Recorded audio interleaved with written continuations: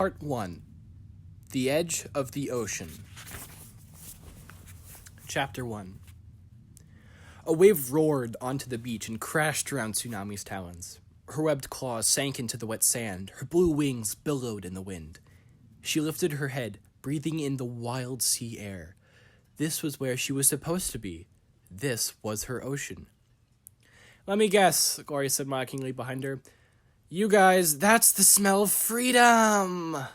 "Freedom smells a lot like fish," Starflight observed. Which, to be clear, is kind of a nose-curlingly awful. "I love it," Tsunami said. This was what the Talons of Peace had stolen from her. They'd kept her trapped in the stale, dreary air under the mountain her whole life, when she was meant to be out here, flying and swimming and living like a real sea-wing.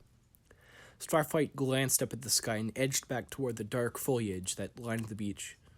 "Shouldn't we stay under the trees? What if a patrol spots us? He stopped and took a deep breath. "We must stay under the trees." "All right, yes. Everyone back into the trees right now." The others ignored him, although Sunny gave him a pitying glance. Tsunami bent her head to study the waves washing over her talons.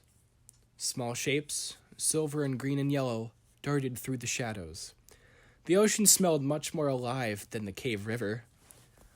Was it only a week since they'd run away from their guardians? It was hard to remember exactly how long they'd been trapped at the Skywing prison. But there was one thing Tsunami remembered clearly: the sound of bones snapping under her talons. She poked a hole in the sand with her claw. "I had to kill that Sea-Wing. Queen Scarlet forced us to fight. There was no other way out of that arena. He was crazy.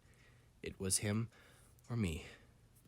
The same thoughts kept circling in her head like lame-winged dragons. She shook her head and flared her wings. This was ridiculous. Was she a dragon or a scavenger? Dragons were meant to be fierce warriors. One little death shouldn't rattle her so much. Besides, Gloria had done worse with her deadly venom, and she didn't seem bothered at all. "You know what I love?" Clay said mournfully. "Fish. Lots of fish. Big fish I can eat, not these little wriggle scraps." The Mudwing sat down on the sand beside Tsunami. His stomach growled loud enough for all of them to hear. Sunny giggled.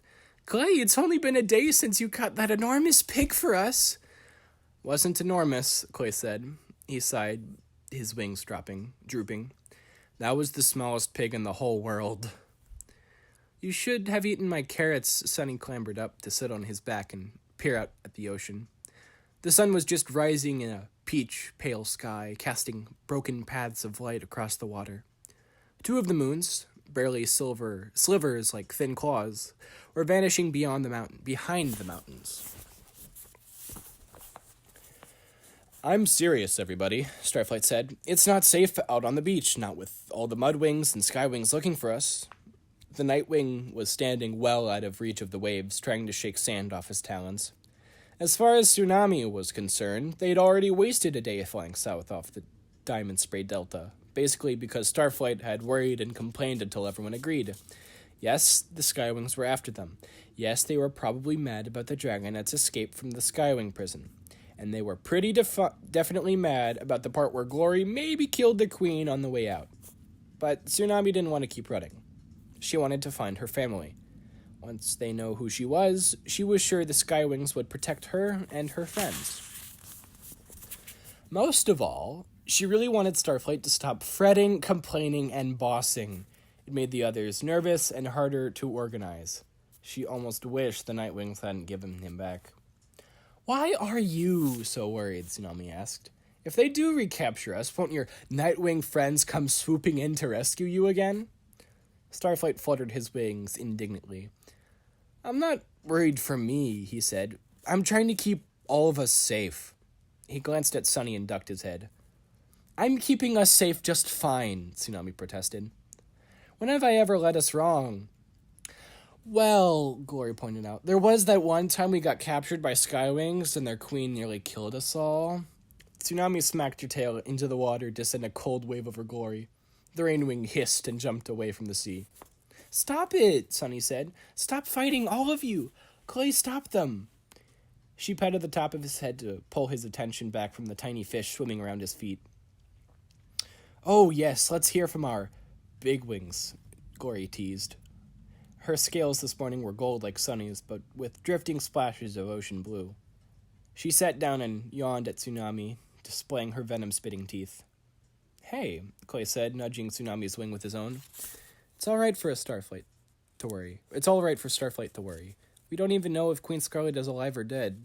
But," he quickly added, "I know you want to find the Sea Wings as fast as possible, so let's find them instead of fighting about it, and then we can get to safety sooner." Tsunami shot one more narrowed-eyed look at Starflight, then turned back to the ocean. Clay was right. The important thing was to find her family and a safe place for them all to hide. "Aw," Glory said, "so wise and big." "I think he is," Sunny said, wrapping her forearms around Clay's neck. Starflight sat down, flipping his tail around his talons unhappily.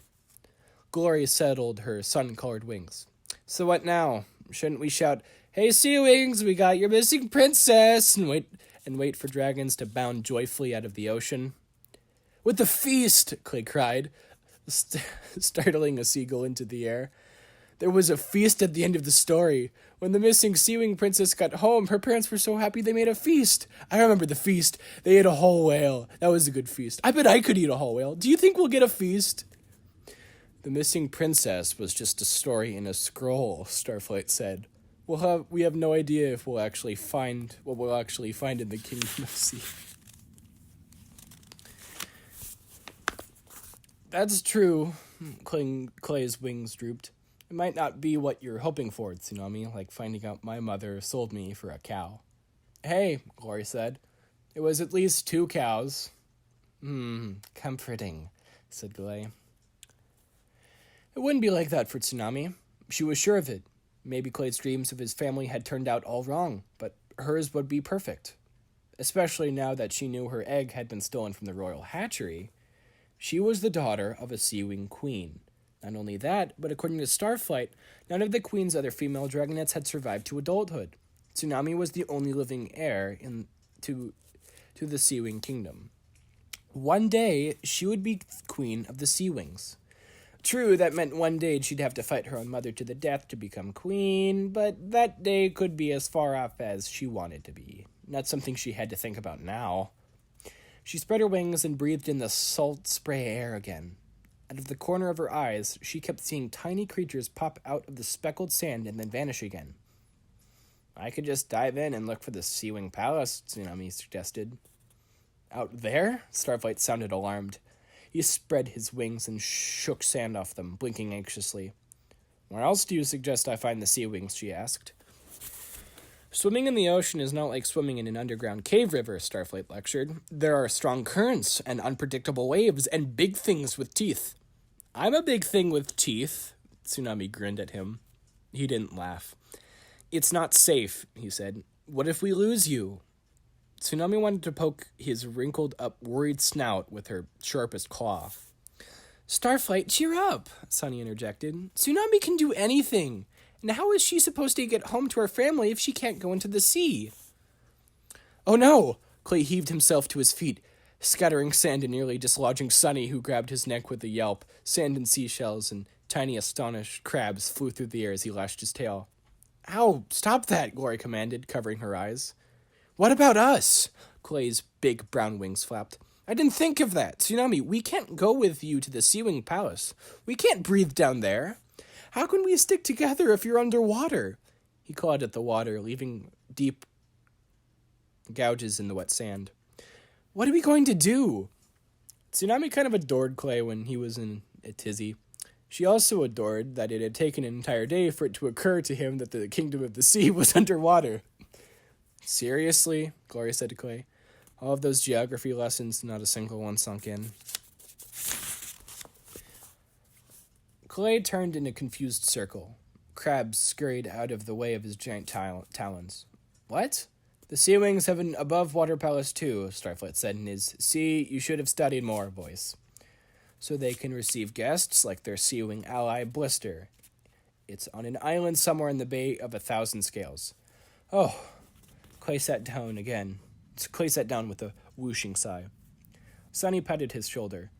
I didn't remember that either, she offered. So we go there, right? Not easily, Starflight said. Both Sea-Wing palaces, underwater and on land, are well hidden.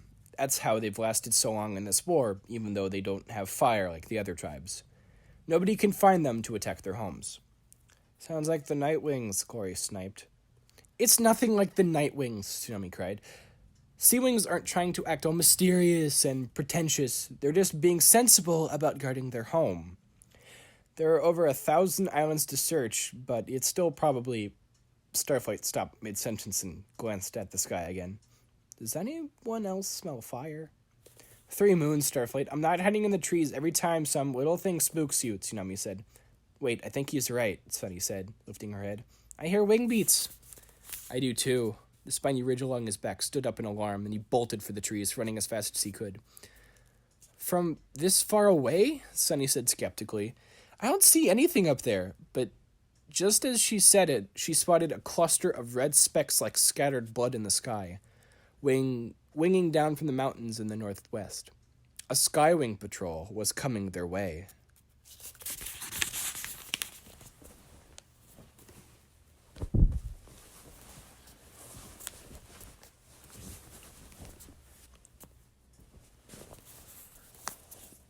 Chapter 2.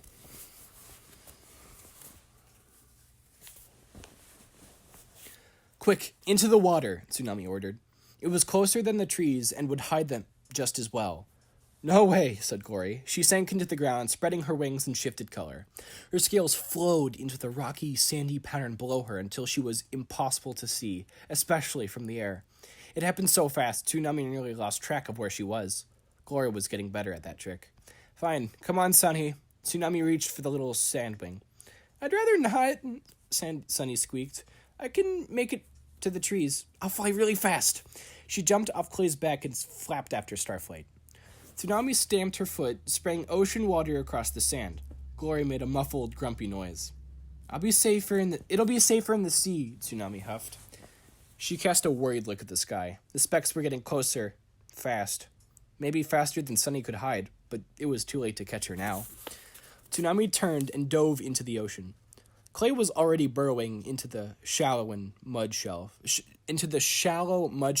displacing startled flatfish and sending up clouds of minnows. The Budwing didn't have a problem with water like the others did, since he could hold his breath for up to an hour. Tsunami breathed in and salt water rushed into her gills. It surprised her how sharp it felt, like inhaling smoke. It was nothing like the crystal clear water out of the underground cave. What's more, the current kept trying to shove her back to the beach, then yank her out again. But she plowed forward and down, past Clay, beating her wings as the water got deeper.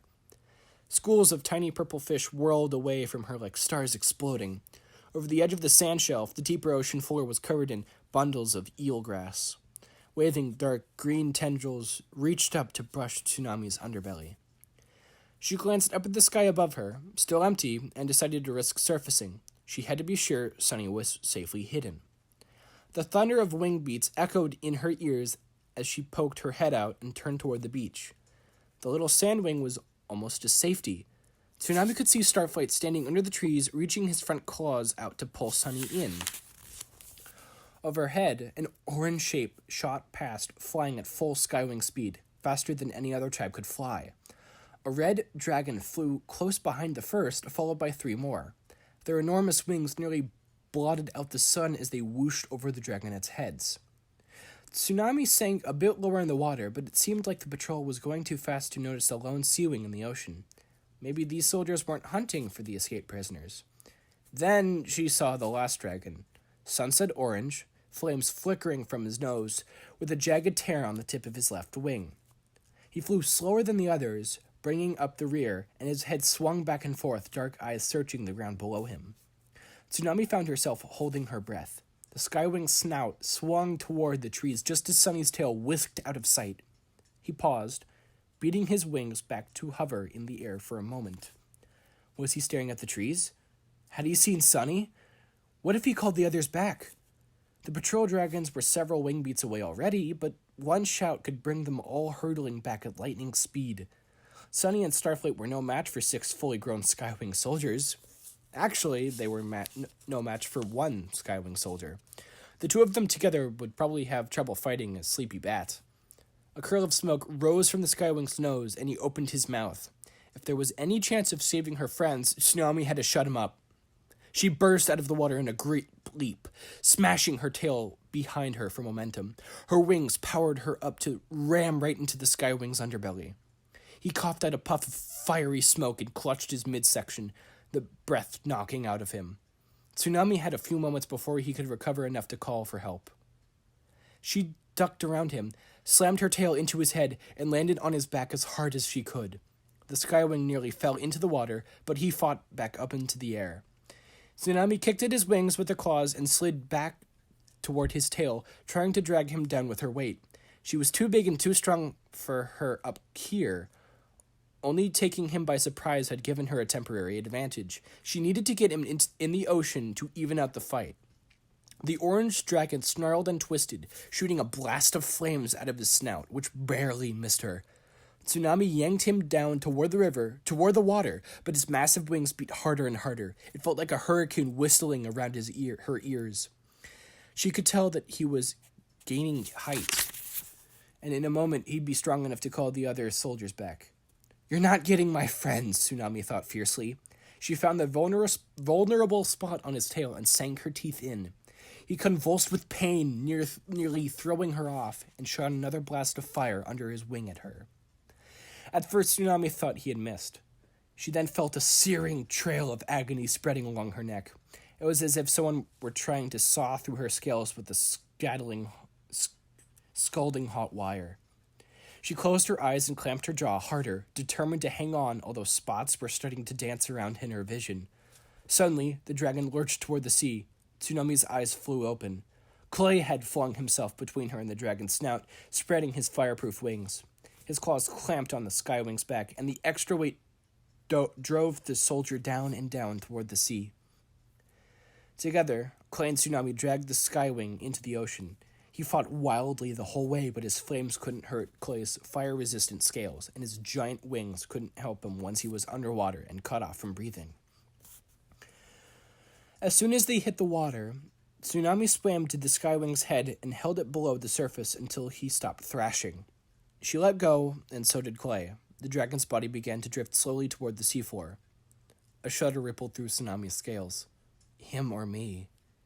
This didn't feel right. Why couldn't she be ferocious and not care?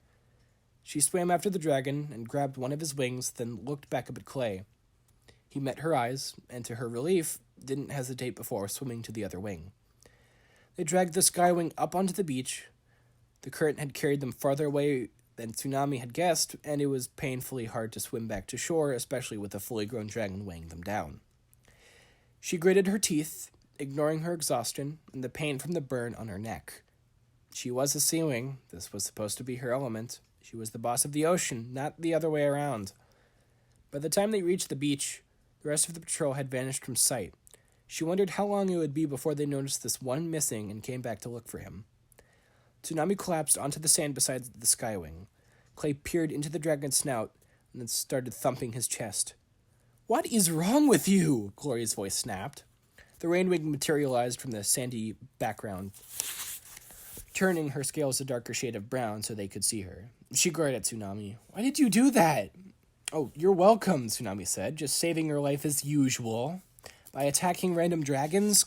Glory cried. "In another moment, they would have been gone." "What were you doing?" She jabbed Clay in the side with one of her wings. Clay mumbled. "Fixing him?" He kept thumping the Skywing's chest. "What?" Glory yelped. "You can't let him live!" She tried to grab one of Clay's forearms, but Tsunami shoved it away. "We don't have to kill him," Tsunami said. "We'll tie him up and leave him here." "Great," Gloria said. "How about a trail of cow parts too, and a map of where we're going? Or perhaps we could set this part of the forest on fire, just to make sure everyone knows how to find us. Would you like me to spell out Dragonette's was here in giant rocks?" "Fine," Tsunami said. "Here he is. You kill him." Gloria looked down at the unconscious dragon and hesitated. "I don't kill dragons who can't fight back," she said finally. "Why not?" Tsunami said. Just spot some venom on his face and melt him if it's that easy for you. Glory sank her claws into the sand, scowling. Bubbles of dark purple began spreading across her scales. Sunny and Starflight landed on the beach beside them. Sunny gave the Skywing a horrified look, and Tsunami remembered that she'd been trapped in another part of the palace during the arena fights. She'd never seen her friends battle another dragon. "Is he all right?" Sunny asked Clay. "Try this," Starflight offered, coming over to help. Clay shifted aside, and they rolled the dragon onto his stomach. "Why did you attack him?" Sunny boarded at Tsunami. The little sandwing's harmless tail flicked back and forth anxiously. "To save you," Tsunami said, stung. "But he wasn't doing anything," Sunny protested. "He was just flying by." All four of them were looking at Tsunami like she was the kind of dragon who hid under rocks and bit innocent passerby for fun. She arched her neck indignantly. "I thought he saw you," she growled. "He was about to call to the others. I saw him open his mouth." "So did I," said Glory. "Pretty sure he was yawning." "Pretty sure?" Tsunami said. "Would you risk our lives on pretty sure?" Was he yawning? Did I attack him for nothing? That can't be right. I saw danger and reacted appropriately. Didn't I? "Maybe if you just stop to think for a second," Starflight said.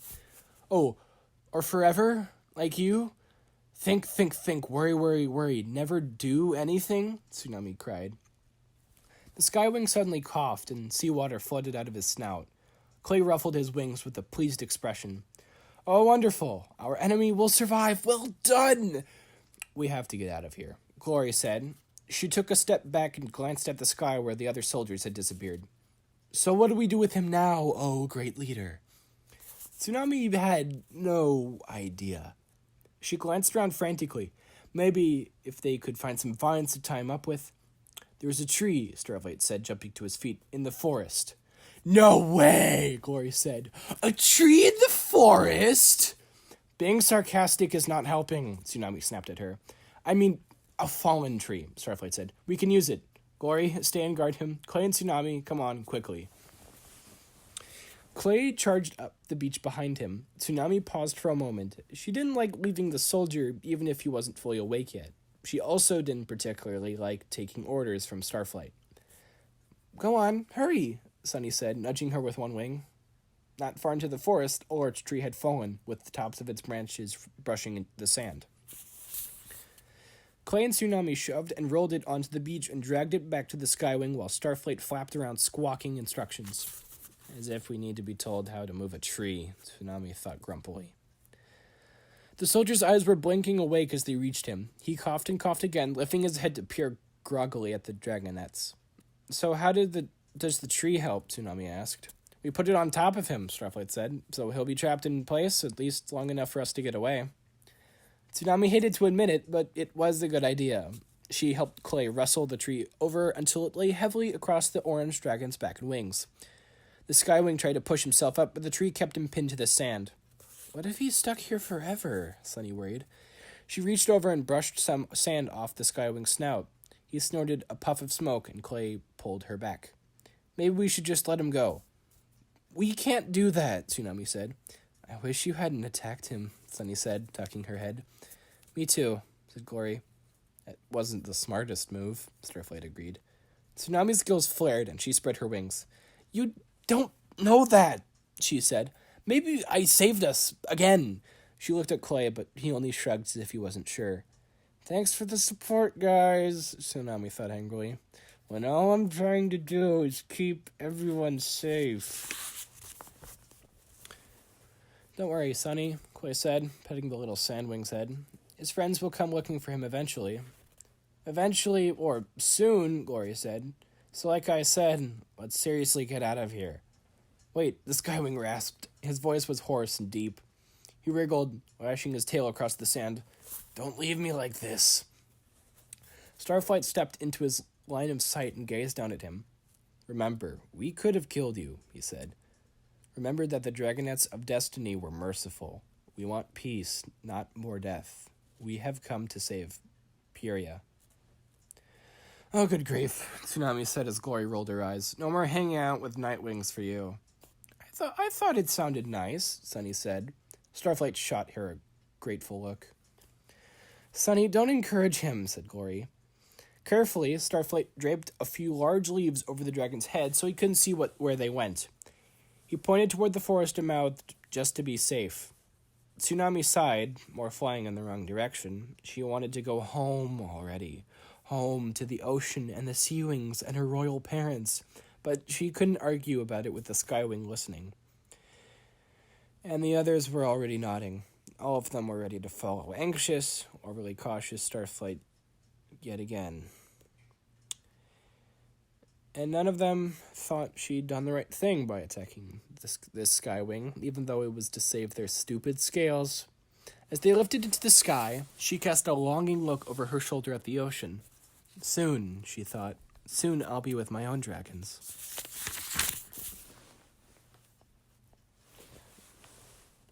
Chapter 3. The Bay of 1,000 Scales was farther away than Tsunami had realized. She'd been studying the map of Pyria since she was tiny, but it was hard to fit that picture over the enormous world below her. She kept expecting to find neat little spirals of islands that would fit into the palm of her talons. Instead, she found herself flying over vast expanses of empty ocean, dotted here and there with a solitary outcropping of rock. After they took a long detour inland to convince the Skywing they'd gone in the opposite direction, they circled around south and flew out to sea. They managed to make it to a small rocky island shortly after night fell, but according to Starflight, they were still a long way from the Bay of 1,000 Scales. It calculated the distance and their speed and had a long and boring lecture ready to explain it all. The rest of them fell asleep halfway into it, and they spent the next day sulking about that. Still, Tsunami had to admire, if only to herself, that it was useful having someone with all the geography and flight plans in his head. For a few days, they stopped whenever they saw an island, ate a seagull or fish if they could catch any, and then flew on. Tsunami tried diving into the ocean several times and was disappointed to discover she couldn't swim as fast as she flew. The only good news was that the ocean water helped to heal the burn on her neck. It was 4 mornings later when Tsunami finally woke up on an island that was officially part of the 1,000 Scales. She started awake from a dream in which their cave had collapsed and was slowly crushing her to death, and discovered that Clay had rolled on top of her in the middle of the night. Grumbling, she wriggled out from under him and let his tail flop over onto Starflight's head. The 5 dragonettes were packed into a cavern halfway up a tall sea cliff. It was cramped and uncomfortable and smelled of seagull droppings. Clay had barely been able to scrunch his wings low enough to crawl inside. And why were they sleeping in this horrible spot instead of on the nice white sandy beach below? Tsunami sat down in the cave entrance and glared at Starflight, which wasn't very satisfying since everyone was still snoring away. Clay was stuffed against the back wall with Sunny between his front talons and Starflight curled up alongside. Even Glory had her tail draped over Clay's. Her scales glinted orange and gold in the light of the rising sun, with bursts of red when she shifted sleepily. Starflight had been acting so weird since the Nightwings gave him back. Suddenly it seemed like he wanted to argue with Tsunami about everything. If she said, "Let's sleep on the beach, it'll be fun," he'd say, No, we have to sleep in a hidden cave. That'll be much safer." Safer?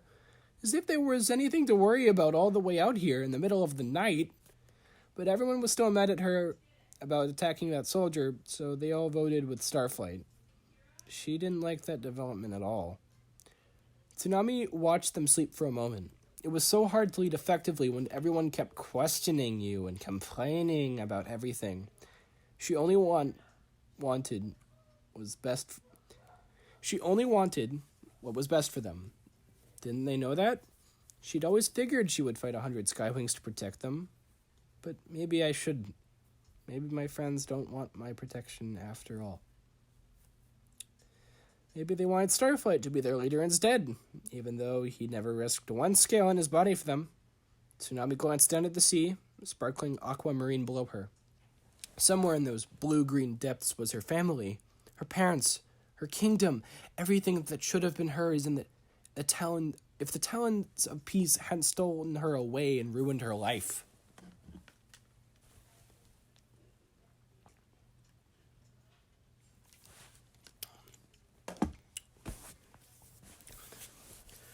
Perhaps the problem with her friends was that they were from different tribes, all stubborn, and muddled up instead of sensible like sea wings. Maybe her own kind would understand her better. They'd appreciate her instead of yelling at her. Well, she didn't have to sit here waiting for everyone else to wake up. It wasn't like they'd be much help when it came to searching anyway. Tsunami stretched her wings and then tipped forward out of the cave opening. Wind whistled past her snout, tugging at her tail as she plummeted down the cliff. At the last moment, she snapped her wings open and sailed across the top of the water, skimming it with her claws. Joy tingled through her scales. She spun and dove into the water. The sea was warmer here and busy with underwater life. Her splash sent what seemed like thousands of fish scattering away. Several of them disappearing into pinkish-orange coral reef that curled out of the sand like a petrified forest. A blobby dark blue octopus goggled at her from the branches. Tsunami kept seeing flickers of bright yellow and silver at the edges of her vision as fish fled from her webbed claws. No welcoming committee of delighted sea wings, though. No glowing jellyfish marking a path to Queen Coral's castle. No cavacle of brown seahorses and bejeweled lobsters to lead the way. Not that she'd been picturing the homecoming scene from The Missing Princess or anything. Tsunami swam along the coral reef, peering at the creatures hiding in the nooks and holes. A hideous thing, she thought, might be an eel stared back at her. Little orange and white fish nestled in the wavering lavender anemones. She still wasn't used to swimming in the sea, and that frustrated her. Unexpected currents kept knocking her off her balance. The salt water felt like it was scraping roughly against her gills. Where were her natural sea-wing instincts? Her world was supposed to make her stronger, faster, tougher, not pathetic. She swam all the way to the next island, fighting the currents.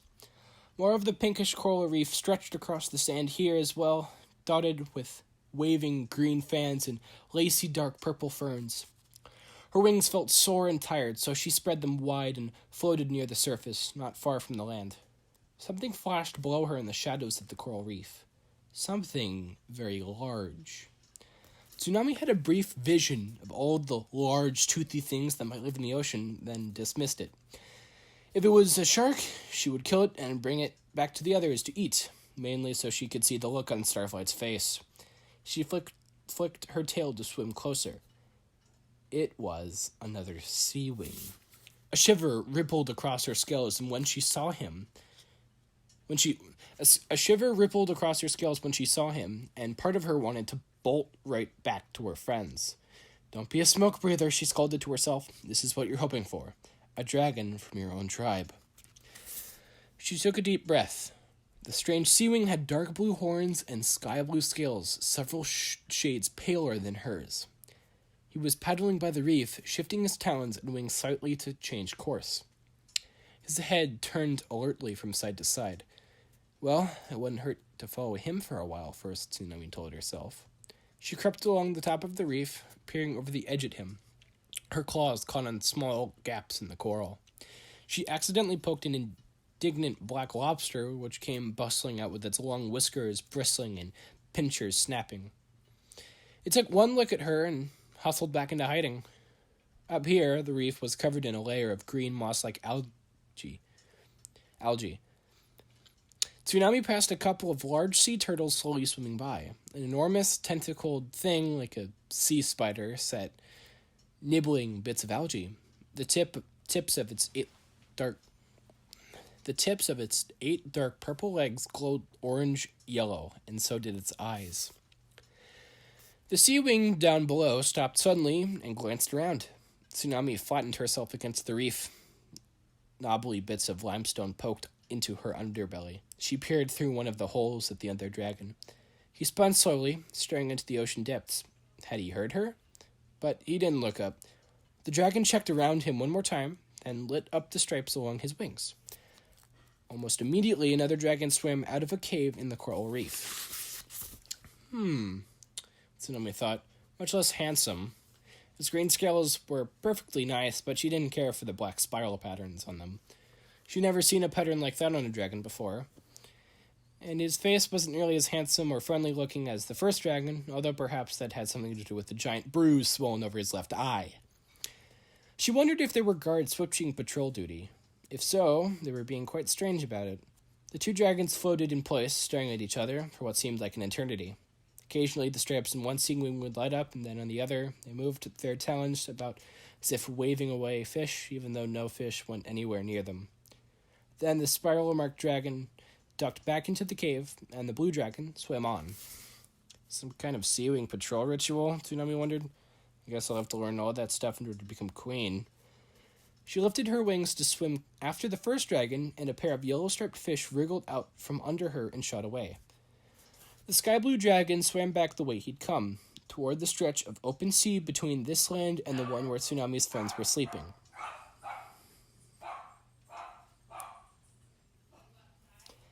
Now or never, Tsunami thought. She'd rather meet this dragon than the other one, and she'd rather do it while he was alone, if she could. It seemed easier than trying to explain herself to a whole bunch of dragons at once. She beat her wings to catch up, dove over the edge of the reef, and swam around in front of him. The sea wing started back in an eddy of ripples. His eyes were a blue so dark they were almost black. Tsunami pointed up at the surface. "Come on out of the water so we can talk," he tried to signal. Hopefully he'd figured out what she meant. To her surprise, he whipped around and fled. His tail smacked a wave of water in her face. Well, that's unfriendly, she thought. She swam after him, swinging her tail to propel herself even faster. He glanced back over his shoulder, saw her chasing him, and put on a burst of speed. Why was he running away? And how was he so fast? "Stop," she tried to yell through the water. "I just want to talk." Of course, that didn't work. He didn't even slow down. But then he twisted to look back at Tsunami, and so he didn't see the whale that suddenly loomed out of the deep in front of him. Tsunami waved her talons and pointed out, "Watch out!" She shouted in a cascade of bubbles. The sea wing smacked into the whale's side and careened backward. The whale was only slightly bigger than the dragon, with ridges all along its back and a flat, mild-mannered face. He made a weird squeaking groan and blinked at the sea wing in confusion. The dragon was still shaking his head, trying to reorient himself, when Tsunami cut up, grabbed his tail, and pinned him to the sand. The whale blinked again and swam on. Eddies rippled around the two dragons as it powered away through the water. Now what do I do, Tsunami thought. I have to get him to the surface to talk to him, but if I let him go, he might try to escape again. She frowned down at the dragon and pointed at the surface again. Flashes of sunlight shimmered above them, like pieces of broken gold-white glass floating on the water. The other dragon tipped his head to one side. Luminescent scales lit up along his wings, flashing fast, then slow. "All right," Tsunami said. "I can do that. Maybe he's testing me." She lit up her own stripes, illuminating the ones on her snout, then the ones along her tail, and finally her wings. "See? My stripes flash too. I'm a sea wing. Now let's go up and talk."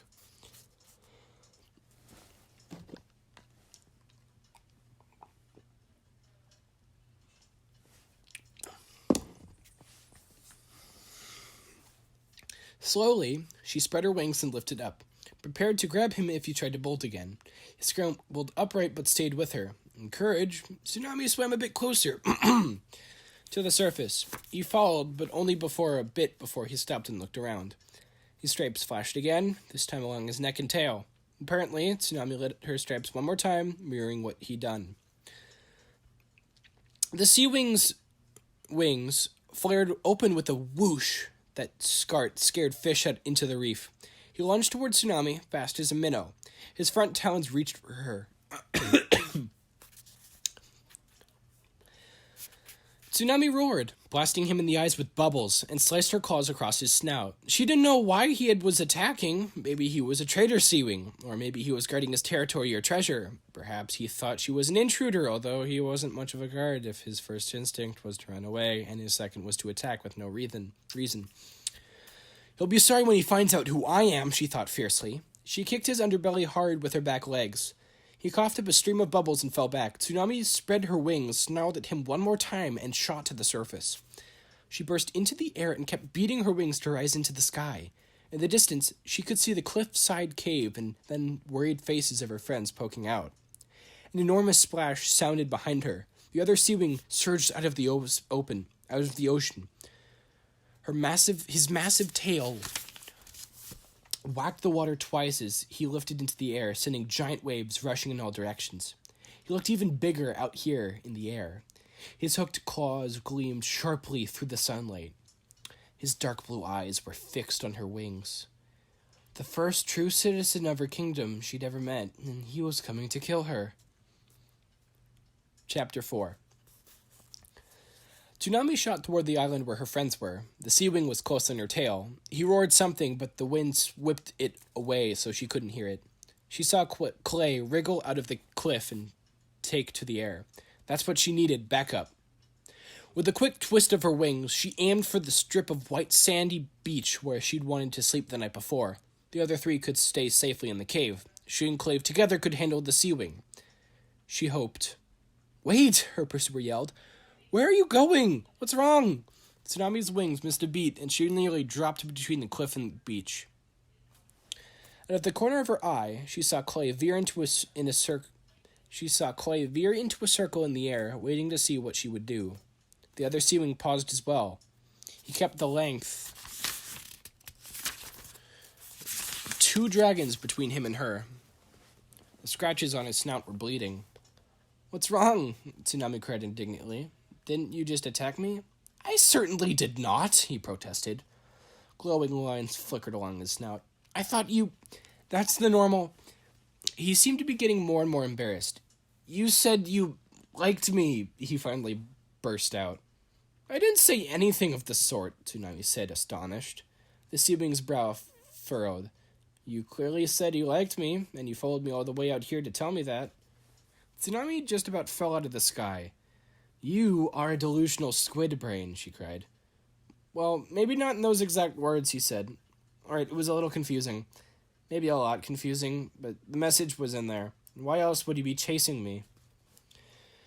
"When exactly do you imagine I said all this?" Tsunami demanded. "Shortly after you attacked me, perhaps?"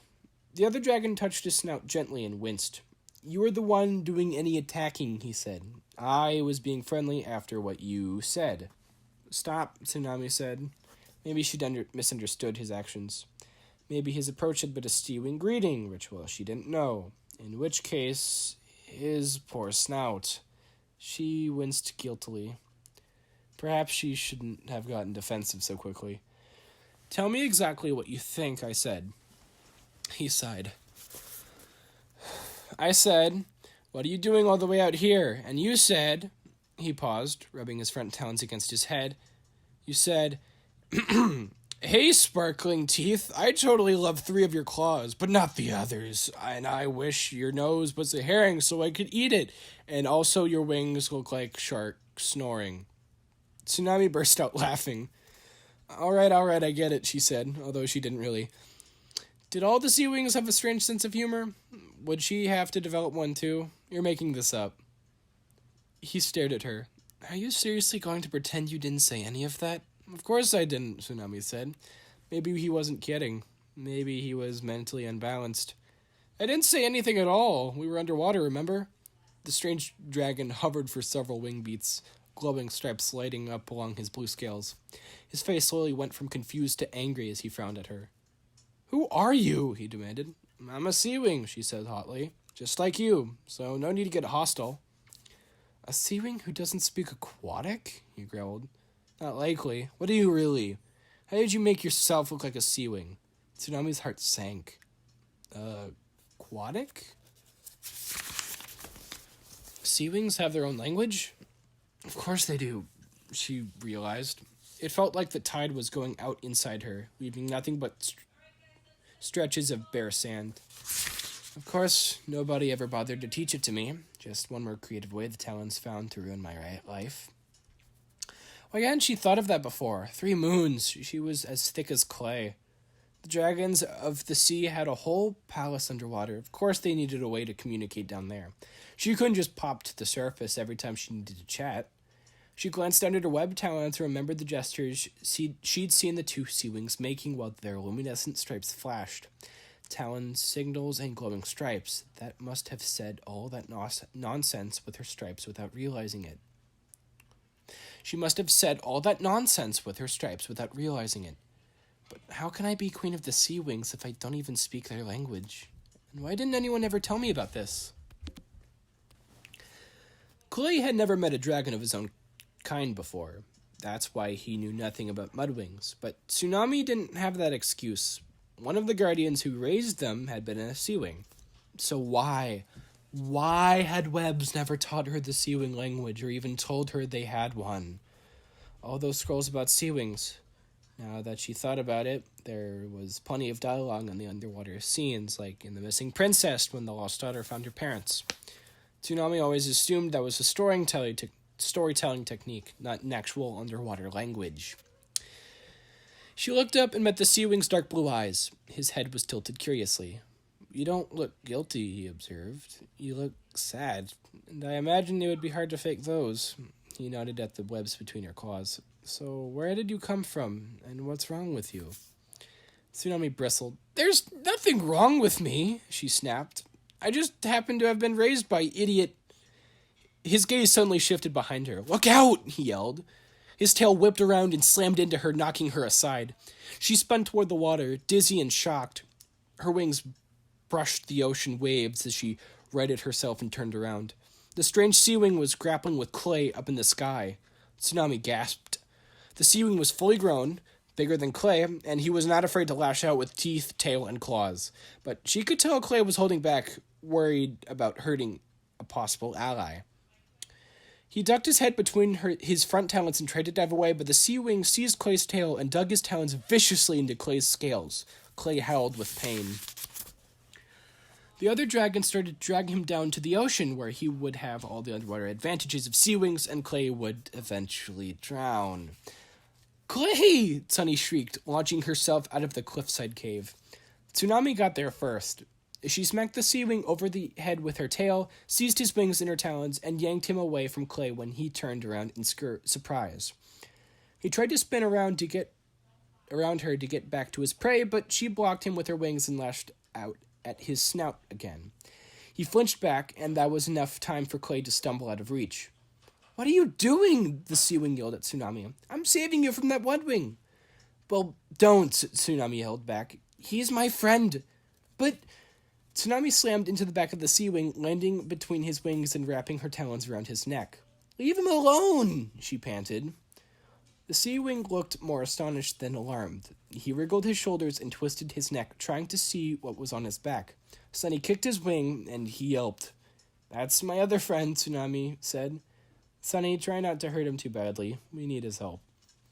"I hardly think that Nat is going to hurt me," the sea wing growled. Sunny kicked him again. "Promise me you won't attack Clay," she said. His eyes went to the brown dragon circling just above them. Clay rubbed his head anxiously.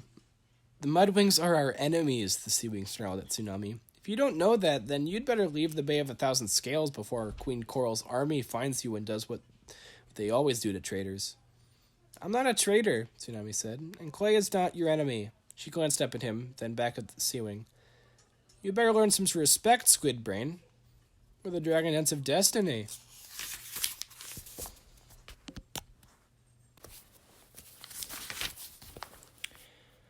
Chapter 5.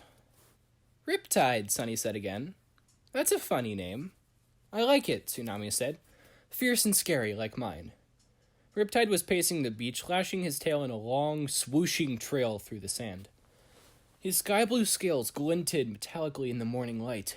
He had claw-marked scales along his pale underbelly and what looked like an old bite mark on his tail. Tsunami was pretty sure he was only a couple years older than she was. The scratches she'd given his snout had finally stopped bleeding. She hoped those wouldn't leave scars too. He had a very handsome snout when it wasn't all clawed up. "All right," he said. "So the talons of peace are real." "Unfortunately," Glory muttered. Riptide glanced at her, and Tsunami felt a weird tingle of jealousy run through her scales. Glory had found a large rock to perch on, spreading her wings open to the sun, and her scales were shimmering silver and rose. "I thought everyone knew about the talons," Sunny said. "Just rumors and whispers," said Riptide. "None of the tribe queens would be pleased to find a member of the peace movement in their midst." "Conspiring with other tribes? Stealing eggs?" He shook his head. Queen Coral would kill any dragon she found working with the talons. He gave Tsunami a searching look she didn't understand. Clay was sitting with his tail in the water.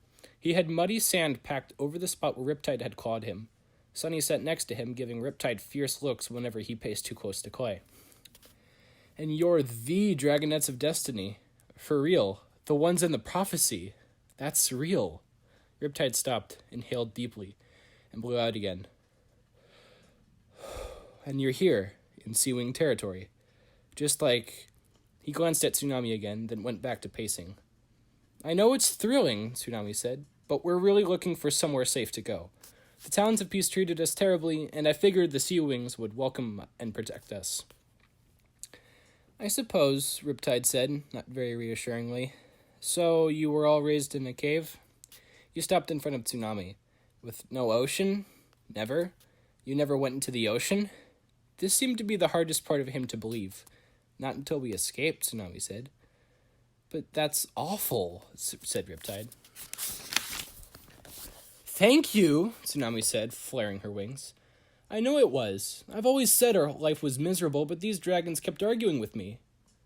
"Not me," Glory said. "I can't believe the Talons did that to you," Riptide said, clawing the sand. "Tell me about it," Tsunami said. "They really are the worst." "Even webs? Webs didn't take you to the ocean?" Riptide asked. "You know about webs?" Sunny asked. Riptide ducked his head and frowned at his talons. "He's pretty infamous in the tribe. We all know he deserted during a battle, and later he came back and stole one of the queen's eggs. At least Queen Coral was sure it was him. But nobody knew if he stole it for the Talons of Peace or for his own reasons. We're not really supposed to talk about the Talons of Peace rumors." "Didn't anyone think he might have stolen the egg to be part of the prophecy?" Starflight asked. Riptide nodded. "Some of us did, but again, nobody talked about it. Queen Blister doesn't like hearing about the prophecy, so that's always been a forbidden topic." Tsunami wrinkled her snout. "Blister gets to decide what Sea Wings can talk about?" Riptide shifted uncomfortably and picked up a large conch shell. He twisted it between his talons. "You'll want to call her Queen Blister when you meet her," he said. "Not until we decide she should be queen," Tsunami said shortly. "That's up to us, remember?" It looked for a moment like Riptide was trying not to smile. "Well," Starflight stammered, "she is a pretty... she's the smart one. I think we'll probably..." Tsunami tilted her head at him. What was he rattling on about? He snapped his mouth shut and went back to picking sand out of his scales. "Did you know webs?" Clay asked Riptide. The Sea Wing dropped his gaze. "Not really. He ran away during a battle when I was only 2 years old, but I've been hearing about his treachery my whole life," he sighed. "I really can't believe he never took you to the ocean all that time." "It's true," Tsunami said. "And he never taught me aquatic. Wish I had all the Talons of Peace here just so I could bite them."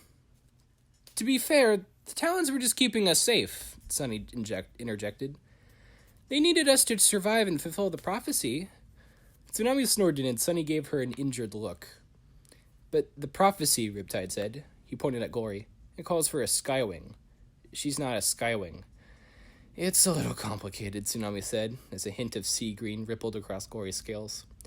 "Anyway, I'm not sure we really care about the prophecy, but we do care about finding the families we were stolen from." "I care about the prophecy," Sunny protested. She poked Clay's side and he nodded agreeably. Starflight cleared his throat, but Tsunami hurried on before he could start lecturing again. His egg hadn't been stolen. The Nightwings just handed it right over. So maybe he didn't care about getting home, but she certainly did. "Only a few days ago, I found out I was stolen from the royal hatchery," Tsunami said. So I thought maybe my parents were looking for me, like in The Missing Princess. Do you know that scroll?" Riptide definitely squinted a smile this time. Riptide definitely squashed a smile this time. "I do," he said. "It's required reading in school."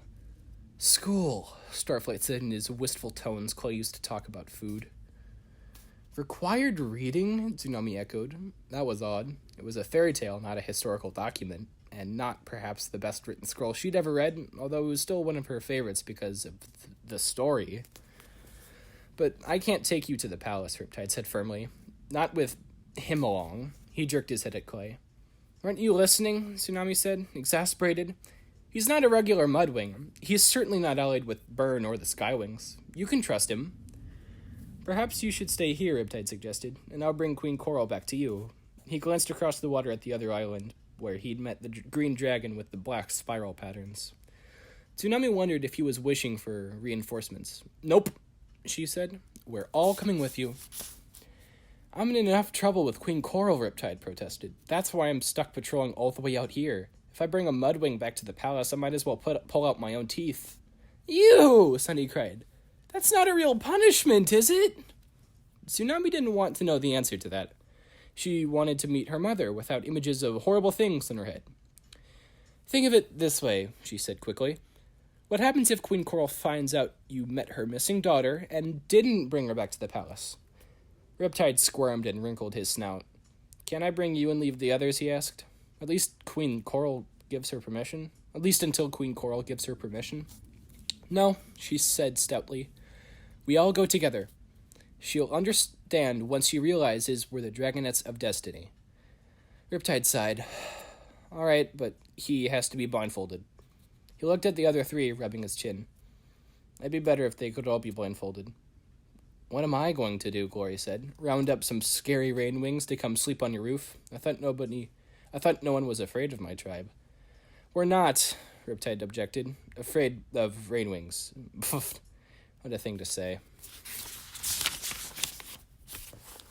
More streaks of pale green appeared along Glory's scales and then faded away. Wonderful, she said. So no blindfold for me, then. She tossed her head and turned back to the ocean. Riptide looked doubtfully at Starflight and Sunny. The Nightwings know everything, Starflight said, loftily. It's no use trying to keep secrets from them. I mean, us. I could just use my powers to figure out where your palace is. Tsunami rolled her eyes. Starflight had no powers whatsoever, as far as any of the Dragonets knew, but if he wanted the Sea Wings to think he did, maybe that could be useful eventually. Please don't argue with him, Tsunami said to Riptide. Once he starts yammering on about how amazing Nightwings are, we'll never get him to shut up. Starflight ruffled his wings in outrage. Riptide muttered something under his breath and started poking around in the shallow water beneath the rocks.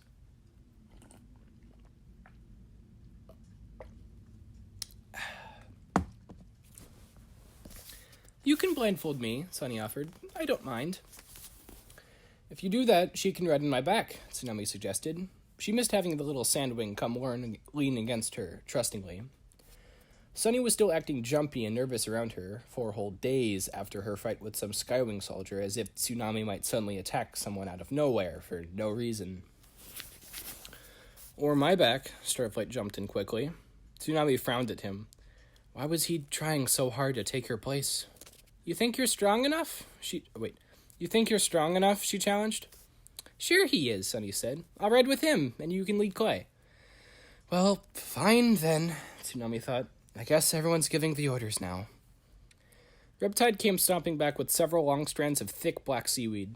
Sunny immediately looked like she was regretting her offer, but she let the big sea wing wrap the seaweed tightly around her head, covering her closed eyes.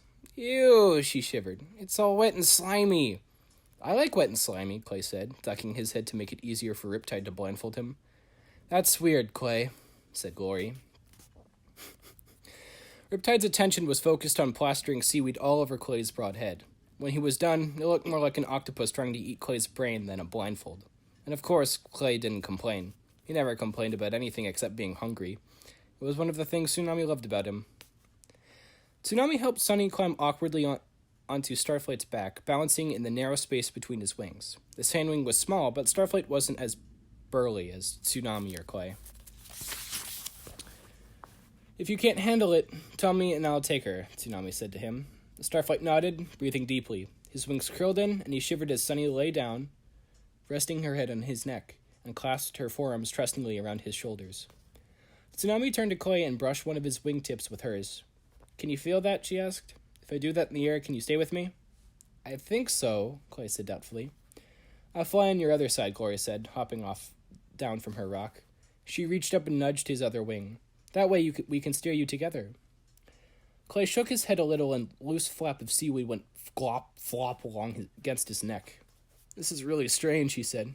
It's as dark as the underground river, only with breathing, so better. I'm in favor of breathing. Definitely better than not breathing. Just don't go too fast and listen to me, Tsunami offered. To us, Gloria chimed in, and we promise not to drown you. She gave Tsunami an arch look. If I do decide to drown somebody, I know who's at the top of my list, Tsunami thought, shooting a glare back at her. All right, let's go, she said to Riptide. The sky-blue sea-wing waved his talons in front of Clay's face to make sure there was no reaction. Finally, he sprang into the sky with the Dragonets close behind him. Tsunami forgot to be mad at Glory and Starflight as they flew over the bay. Green and white islands glowed like scattered jewels in the ocean below them. Several of them were shaped like claws, curling neatly through the water. From up by the clouds, she could see part of the spiral pattern in the archipelago. And when they swooped down close to the sea, she saw pearlescent pink dolphins leaping in the clear water.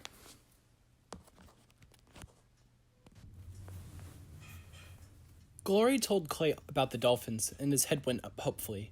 Can we eat them? He asked. No, Riptide called back over his shoulder. Queen Coral has forbidden it.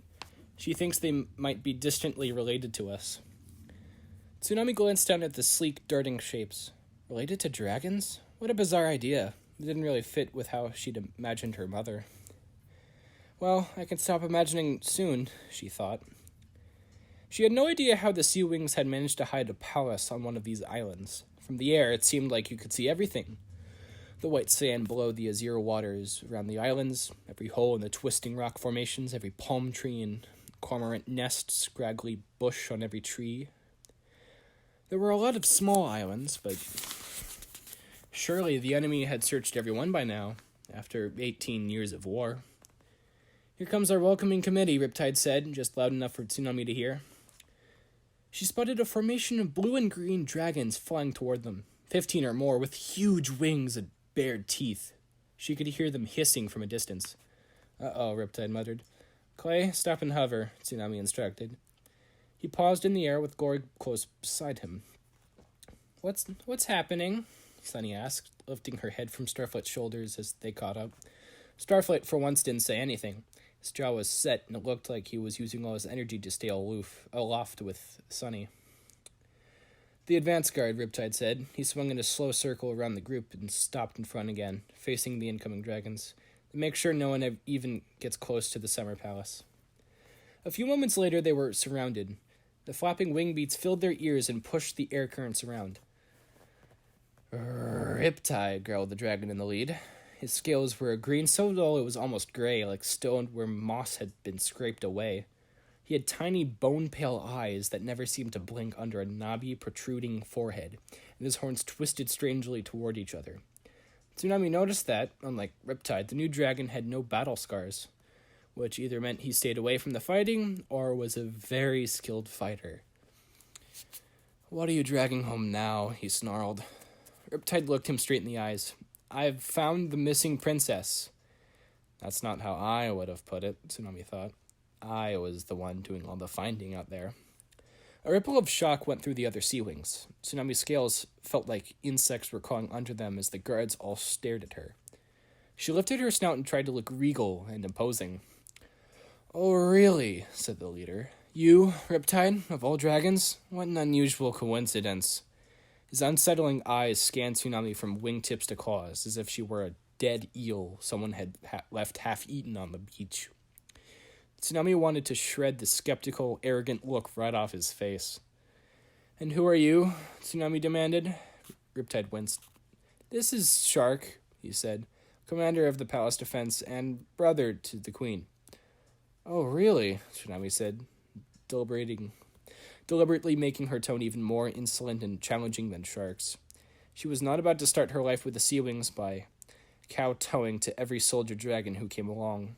even if he was her uncle. Shark narrowed his eyes until they nearly disappeared into his scales. What makes you believe this snip of a dragon comes from the stolen royal egg? He asked Riptide. Why, do you lose a lot of eggs? Tsunami jumped in. Maybe whoever's in charge of defense isn't doing such a good job then. Oh wait, that's you, isn't it? Her story makes sense, Riptide said desperately. She knew about webs. He raised her, and look at the glow patterns under her wings. All of the sea wings craned their necks to stare at Tsunami's wings. She snapped at a couple who got too close to her, then peered around to see what they were seeing. Under her wings, when she lit them up, the luminescent stripes formed spirals around the outer edges. Starbursts shaped like webbed dragon footprints branched away from the lines in the middle. Was that weird? She glanced at the other sea wings. Most of them had smaller starbursts and no spirals. Only Shark's patterns matched her own. Because we're both royal, she lifted her head and met his gaze triumphantly. But one day I shall be queen, and you will always be nothing but a soldier. Shark let out a long, hissing breath. Very well, he said. Kill the other foreign bringer. Chapter 6. Don't touch them, Tsunami yelled. She whirled and smacked a sea wing out of the sky as he reached for Clay. Starflight had already ducked below Clay's massive wings. Glory drew her neck back and bared her fangs. I am the queen's daughter, and I order you to leave these dragonets alone, Tsunami shouted. The guards looked from her to Shark uncertainly. His eyes were pale, reflecting pools, hiding his thoughts. He slowly raised one talon and made a strange circling motion with it. A sign in the sea wing language, Tsunami guessed. Whatever it was, it worked. To Tsunami's relief, the guards backed away. But when she glanced at Riptide, she noticed that he still looked tense and unhappy. Maybe he's just afraid of Shark, she thought. Very good, she said, trying to sound like he was in command. Now take us to my mother. The queen is conducting business at the Deep Palace, Shark said flatly. We will take you to the Summer Palace, where you may wait for her. He made another talon signal, and two of the guards broke away from the group, winging off across the water. Taking the message to my mother, Tsunami thought, her wings expanding with joy. They were so close to everything she'd always imagined. I'm going to meet my parents today. Islands flashed by below them as they flew on, now with the tight guard of sea wings. Some of the islands were small patches of sand, barely big enough for one dragon to land on, and others were towering, jagged rocks shooting out of the water. Ahead, Tsunami saw one that looked like a huge dragon skeleton with holes and gaps and all through the pale stone.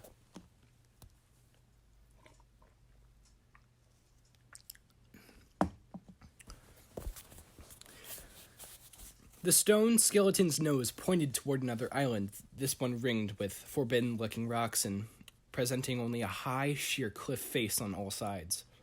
The top was a rioting jungle. Thick green vines and trees pressed so close together that there was not a single spot clear enough to land on.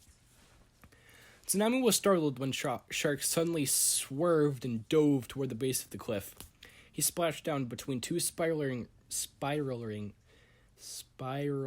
rocks, sharp and evenly matched like dragon horns, and vanished into the azure water.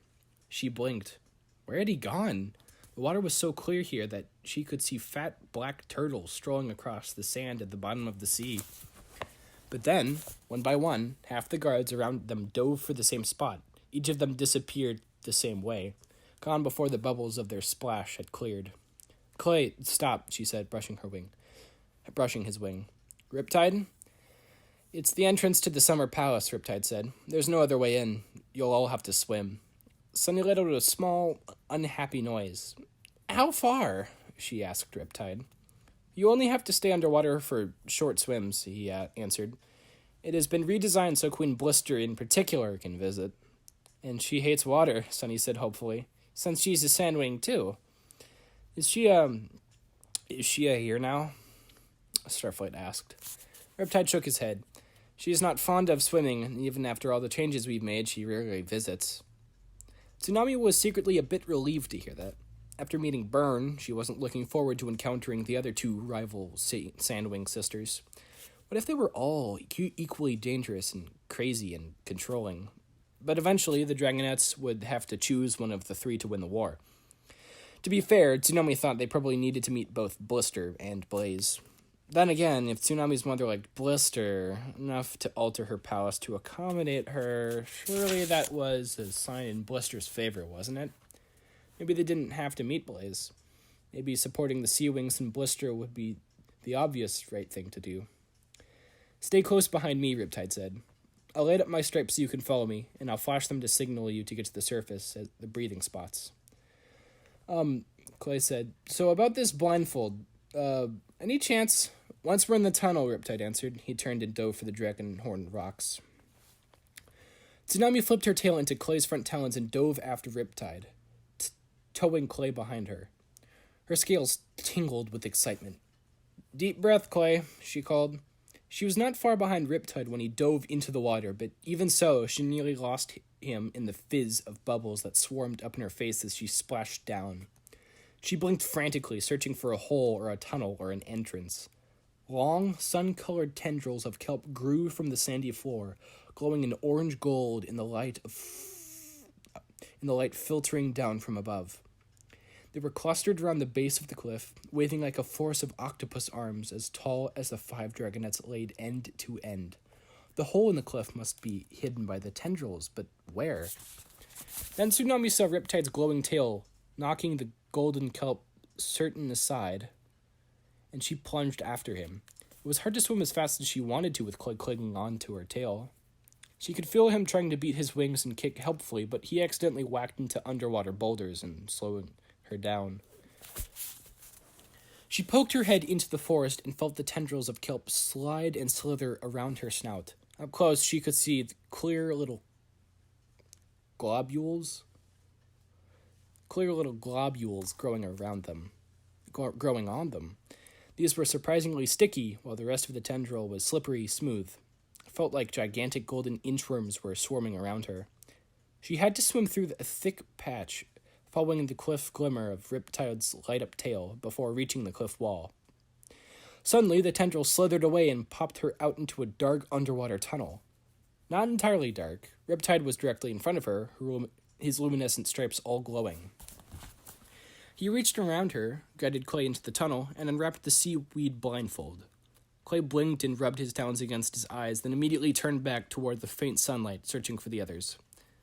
Glory came through next, her snout wrinkling as she pushed tendrils off her wings. Tsunami noticed that her scales had ripples of the orange-gold color crisscrossing that silver that had been there before. She wondered if Glory had done that deliberately or if her scales automatically tried to match their environment whenever she was stressed.